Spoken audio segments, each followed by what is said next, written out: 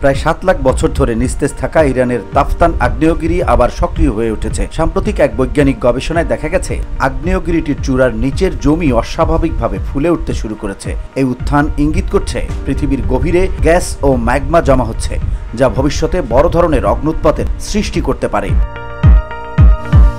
Life সায়েন্সের প্রতিবেদনে বলা হয়েছে 2023 সালের জুলাই থেকে 2024 সালের মে মাস পর্যন্ত তাফতানের একটি নির্দিষ্ট এলাকায় ভূমি 9 সেন্টিমিটার পর্যন্ত উঁচু হয়েছে। বিশেষজ্ঞরা এটিকে অত্যন্ত গুরুত্বপূর্ণ ভূতাত্ত্বিক সংকেত হিসেবে দেখছেন, কারণ এত দীর্ঘ সময় নিষ্ক্রিয় থাকা কোনো আগ্নেয়গিরিতে এমন পরিবর্তন সাধারণত ম্যাগম্যাটিক কার্যকলাপের দিকেই ইঙ্গিত করে।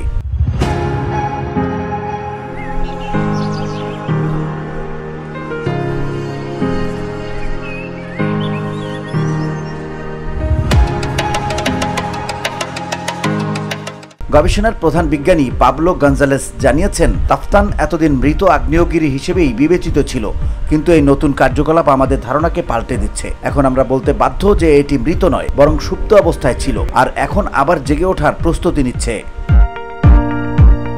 2020 সাল পর্যন্ত স্যাটেলাইট চিত্র বিশ্লেষণে তাফতানকে নিষ্ক্রিয় বলে মনে হলেও 2023 সালে স্থানীয়রা আগ্নেয়গিরি থেকে ধোঁয়া ও গ্যাস নির্গমন লক্ষ্য করেন। 50 কিলোমিটার দূর থেকেও গ্যাসের গন্ধ পাওয়া যায়। ভূমিকম্প বা ভারী বৃষ্টিপাতের মতো স্বাভাবিক কারণকে বাদ দিয়ে বিজ্ঞানীরা বলছেন, ভূমির এই উত্থান সরাসরি আগ্নেয়গিরির অভ্যন্তরে চাপ সঞ্চয়ের ফল। VOD Bangla news desk.